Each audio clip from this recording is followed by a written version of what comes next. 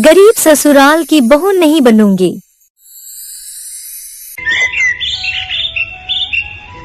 माहिका अपने कमरे में आईने के सामने बैठी हुई थी। उसने महंगी साड़ी पहनी थी और गहनों से लदी हुई थी, लेकिन उसके चेहरे पर खुशी नहीं थी। उसकी सहेली पूनम ने मुस्कुराते हुए कहा, अरे वाह माहिका, कल की तैयारी करके देख रही हो क्या? वैसे एक बात कहूं मैडम, तुम बहुत सुंदर लग रही हो, लेकिन ये क्या, कल तुम्हारी सगाई है, खुश नहीं हो क्या? नहीं, मैं बिल्कुल खुश नहीं हूँ। और कौन ही लड़की खुश होगी? हैं? अरे ये क्या बात हुई? क्षितिज एक अच्छा लड़का है, पढ़ा लिखा है, सरकारी नौकरी करता है। हाँ तो, लेकिन उसका परिवार गरीब है। अरे तो क्या हुआ, लड़का अच्छा है ना?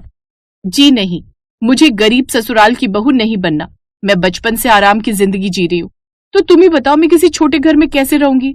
तभी माइका की माँ कमरे में आ गई। क्या बातें हो रही हैं दोनों सहेलियों में? देखो माँ, मैं ये शादी नहीं करूंगी। क्या? लेकिन क्यों? क्या क्यों? जानती हो ना, उनका घर बहुत छोटा है, उनके पास कार भी नहीं है। मैं ऐसी जगह शादी नहीं करूंगी जो कि गरीब हो। बेटा, घर छोटा हो सकता है लेकिन दिल बड़ा है, लोग बहुत अच्छे हैं वहां के। लेकिन मेरी भोली माँ, दिल से पेट तो नहीं भरता ना। ये सुनकर उमा चुप हो गई। उसी समय कमरे के बाहर खड़े माहिका के पिता उमेश ने सब कुछ सुन लिया था। माहिका, इंसान की पहचान उसके पैसे से नहीं, उसके संस्कारों से होती है। होते होंगे, लेकिन मुझे संस्कार नहीं, अच्छी लाइफस्टाइल चाहिए। माहिका, तुम गलत सोच रही हो। लेकिन माहिका किसी की सुनने को तैयार नहीं थी। उसी समय शहर के दूसरे कोने में एक छोटे से घर में भी शादी की बातें चल रही थी। ये घर था क्षितिज का। क्षितिज एक सरकारी स्कूल में टीचर था। उसके पिता मदन लाल एक छोटी सी किराने की दुकान चलाते थे। क्षितिज की माँ सरला घरेलू औरत थी। क्षितिज बेटा, लड़की बहुत अच्छी है, मैंने उसकी तस्वीर देखी है। माँ, अगर आप और पापा खुश हैं तो मुझे भी कोई प्रॉब्लम नहीं है। हाँ, लेकिन बस एक ही चिंता है, उनका परिवार बहुत अमीर है। पता नहीं हमारी गरीबी देखकर क्या सोचेंगे।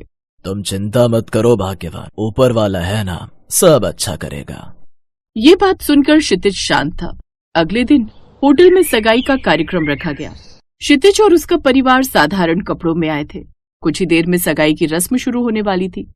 तभी माहिका अचानक खड़ी हो गई। सब लोग हैरान होकर उसे देखने लगे। क्या हुआ बेटी, तुम यूं अचानक खड़ी क्यों हो गई? बैठ जाओ। नहीं माँ, मुझे ये शादी नहीं करनी। फिर उमेश ने गुस्से से पूछा। माहिका, ये क्या बोल रही हो?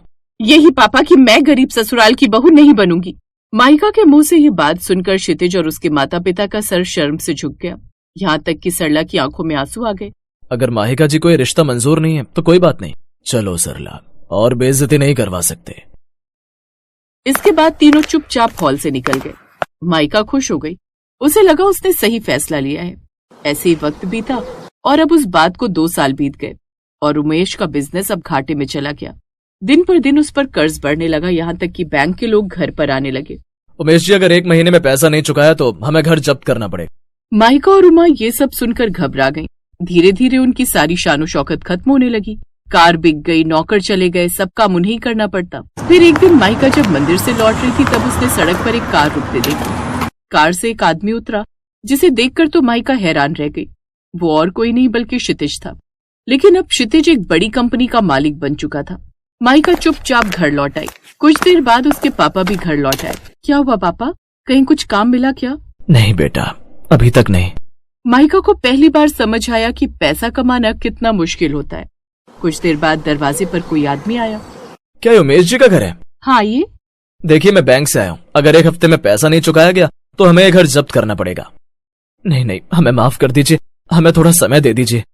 अब घर में गहरा सन्नाटा छा गया। माहिका चुपचाप अपने कमरे में चली गई और रोने लगी। काश मैंने उस दिन किसी का मजाक नहीं उड़ाया होता। उसी शहर में क्षितिज की जिंदगी पूरी तरह बदल चुकी थी। क्षितिज ने कुछ साल पहले अपने दोस्त के साथ मिलकर एक छोटी कंपनी शुरू की थी। धीरे धीरे उसका बिजनेस बहुत सफल हो गया। आज उसके पास बड़ा घर, कार और सब कुछ था।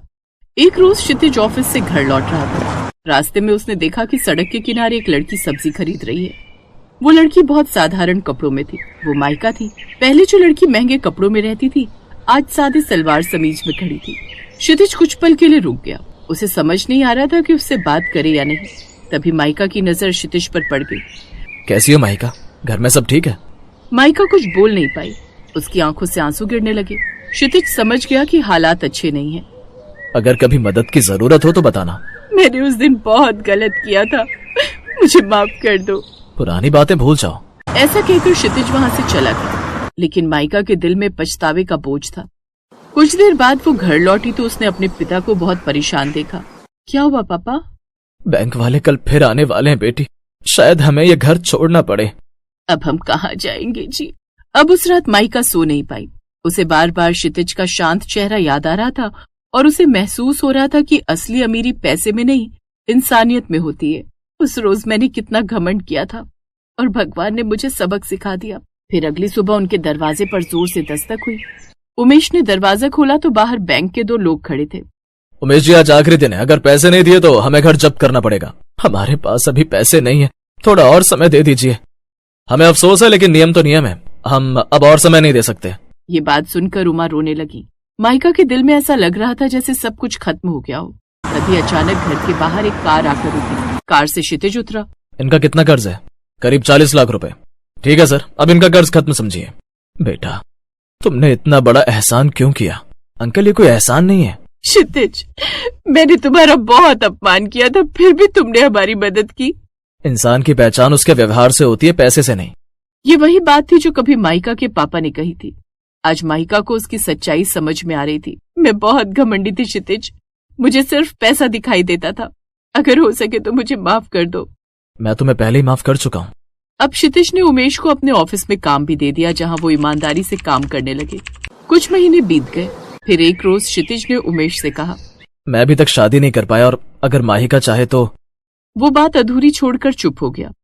क्षितिज, अगर तुम्हें मेरी जैसी गलती करने वाली लड़की से शादी करने में कोई आपत्ति नहीं है तो मैं तैयार हूँ। कुछ महीने बाद घर में फिर से खुशियां लौट आई थी।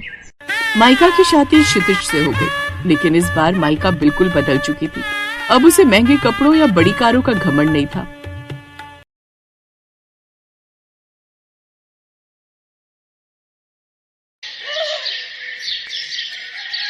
सुंदरनगर एक छोटा सा गांव था, जो कि मैदानी इलाके में होने के कारण धूप में अच्छे से तप जाता था। गर्मियों की चिलचिलाती धूप में दोपहर के 12 बजे सोनू अपनी सहेलियों के साथ बाहर खेल रही थी। तभी एक आइसक्रीम वाला वहां आता है। आइसक्रीम ले लो, आइसक्रीम, आइसक्रीम। सोनू अंदर जाकर अपनी माँ से जिद करती है। माँ, मुझे भी आइसक्रीम खानी है। बाहर सब आइसक्रीम खा रहे हैं, मुझे भी खाने को दो ना। सोनू बेटा, जिद नहीं करते, अभी पैसे नहीं है, जब होंगे तब दिलवा दूंगी। और वैसे भी अब रोटी खाने का समय हो रहा है। आप हमेशा ही ऐसे कहती हो। मेरी बच्ची तो अच्छी बच्ची है ना, मेरी बात मानती है। मैं तुझे फिर कभी दिलवा दूंगा। हाँ सोनू, चल बहू खाना लगा दे, इसे भूख लगी होगी। वैसे क्या बनाया है खाने में? माँ जी, सब्जी तो कुछ थी नहीं, रात की दाल बची है, उसी को रोटी में खा लेंगे। ठीक है, ले आ। सुमन सबको खाना परोसती है, लेकिन जैसे ही रमेश पहला निवाला मुंह में डालता है तो कहता है, छी, ये तो बासी हो गई है, इसमें से तो बदबू आ रही है, कोई भी मत खाओ। शायद गर्मी की वजह से सब्जी खराब हो गई होगी। भाभी, ये इन 4-5 दिन में कई बार हुआ है कि सब्जी खराब हो गई है। एक तो वैसे ही हमारे घर में खाने के लिए कुछ नहीं है, ऊपर से दाल सब्जी तो कभी दूध खराब हो जाता है। मेरी मानो तो अब हमें एक फ्रिज ले लेना चाहिए। फ्रिज का नाम सुनते ही सोनू चौंक जाती है। फ्रिज? हाँ पापा, मेरी सहेली रिया है ना, उसके यहाँ भी फ्रिज है। वो अपने फ्रिज से मुझे कई बार ठंडा पानी, कोल्ड ड्रिंक और तो और आइसक्रीम भी खाने को देती है। वो तो बहुत महंगा होता है बेटी, लेकिन कोई नहीं, मैं मेहनत करूंगा और अपनी गुड़िया के लिए एक फ्रिज ले आऊंगा। लेकिन वो सब तो बाद की बात है, लेकिन अभी खाना कैसे खाएंगे हम?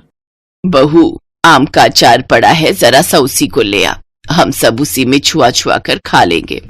वो सभी उस जरा से अचार के साथ रोटी खाते हैं। दरअसल रमेश एक मजदूर था जिसे कभी कभारी काम मिलता था। एक रोज वो अपने मालिक से एडवांस मांगकर देखता है, लेकिन वो उसे देने से इनकार कर देता है और मजदूरी के 200 रुपए ही देता है। घर आकर रमेश वो पैसे अपनी पत्नी सुमन को देता है। ये ले सुमन, अब जाकर कुछ सब्जी ले आ। सुमन उन पैसों से सब्जी लेने चली जाती है, जहां वो देखती है कि एक जगह बहुत सारे लोगों की भीड़ लगी है। अरे भाई साहब, इतनी भीड़ किस लिए है? अरे बहन जी, यहाँ सस्ते दाम में लॉटरी टिकट मिल रही है और सबसे बड़ी लॉटरी पूरे 1 लाख रुपए की है और दूसरे और तीसरे नंबर पर भी इनाम है, तो मैं तो चला लॉटरी लेने। ये सुनकर सुमन भी सोच में पड़ जाती है। अगर मैं ये टिकट ले लूं तो क्या पता मेरी किस्मत भी खुल जाए, लेकिन सामान के लिए पैसे कोई नहीं, जैसे पहले चल रहा था कुछ दिन और सही। यही सोचकर सुमन वो टिकट ले लेती है। भाई, इसका इनाम कब घोषित होगा? 4 दिन बाद अखबार में नाम आएगा, फिर यहीं से आपको इनाम मिलेगा। सुमन वो लॉटरी लेकर घर आ जाती है। तभी सोनू पानी लेने के लिए मटके को टेढ़ा करने की कोशिश करती है, लेकिन वो टूटकर गिर जाता है और उसके टुकड़े टुकड़े हो जाते हैं। ये क्या सोनू, मटका तोड़ दिया? हे राम, 80 रुपए का नुकसान कर दिया। अब तेरे पापा काम पर से आएंगे तो उन्हें पानी कैसे देंगे? माँ, मैंने जानबूझकर थोड़ी ना तोड़ा है, पानी ही तो पीना था मुझे भी, बेकार में डांट रही हो। तभी रमेश भी ये सब देख लेता है। बस भी करो सुमन, बच्ची है, टूट गया होगा। फिर सुमन पड़ोस में जाकर थोड़ी बर्फ ले आती है और सबको ठंडा पानी पीने को देती है। ठंडा पानी पीकर गले को क्या तरावट मिली है। सचमुच में माँ। तभी तो कहती हूँ फ्रिज ले लो ना। अच्छा भाभी, मैंने आटा लगा दिया है, आप सब्जी लाई हो तो दे दो, मैं काट देती हूँ, आप चौक लगा देना। सब्जी? वो सब्जी तो मैं नहीं लाई, क्योंकि मैंने उन पैसों से लॉटरी खरीद ली। क्या पता हम गरीबों की किस्मत भी चमक जाए। ये तुमने क्या किया सुमन? ऐसा कुछ नहीं होता, ये सब बेकार के खर्चे। हम गरीबों के नसीब में ये सब नहीं होता। मैं जानती हूँ, लेकिन मुझे मेरे बांके बिहारी पर पूरा भरोसा है, वो हमारी मदद जरूर करेंगे। मैं तब तक टमाटर की चटनी बना देती हूँ, उसी में रोटी खा लेंगे। सब लोग रोटी को चटनी के साथ ही खा लेते हैं। अगले दिन वो चावल में गुड़ और पानी मिलाकर खीर बना देती है, जिसे सब लोग खाते हैं। ऐसे 3 दिन बीत जाते हैं। सुमन पड़ोसन से बर्फ मांग कर ले आती, लेकिन एक रोज गायत्री काकी, थोड़ी बर्फ दे दो। क्या सुमन, जब देखो मुंह उठाकर चली आती है। अरे मैं बर्फ अपने लिए जमाती हूँ ना कि तुम लोगों के लिए। अब तो तेरा रोज का ही ड्रामा हो गया है। जब फ्रिज खरीदने की औकात नहीं है तो क्यों ठंडा पानी पीकर अपनी आदत बिगाड़ रहे हो तुम सब? सुमन शर्मिंदा हो जाती है। तभी उसकी नजर सामने रखे अखबार पर जाती है। क्या ये आज का अखबार है? हाँ है तो। 2 मिनट के लिए दे दो, मुझे कुछ देखना है उसमें। अजीब हो तुम, एक चीज के लिए मना किया तो दूसरी मांग ली। तुम गरीब लोग ना जाने कब सुधरोगे। सुमन वो अखबार लेकर घर आती है और जल्दी से उस लॉटरी के टिकट को निकालती है और उस नंबर से मिलाती है। वो खुशी से झूम उठती है, क्योंकि वो ये लॉटरी जीत चुकी थी। वो पूरे 1 लाख का इनाम जीत चुकी थी। वो भागती हुई वो लॉटरी लेकर जाती है, जहां उसे पूरे 1 लाख रुपए का इनाम और साथ में डबल डोर का फ्रिज मिलता है। वो फ्रिज और पैसे लेकर जब घर आती है तो सभी घर वाले बहुत खुश होते हैं। अब वो उस फ्रिज में ठंडा ठंडा पानी, बर्फ, सभी सब्जियां और दूध रखते, जिससे अब उनका कोई सामान खराब नहीं होता। साथ ही वो दूध और खोए की आइसक्रीम जमाती है और सब घर वालों को खाने को देती है, जिससे अब उनकी गर्मी काफी कम हो जाती है। Thanks for watching.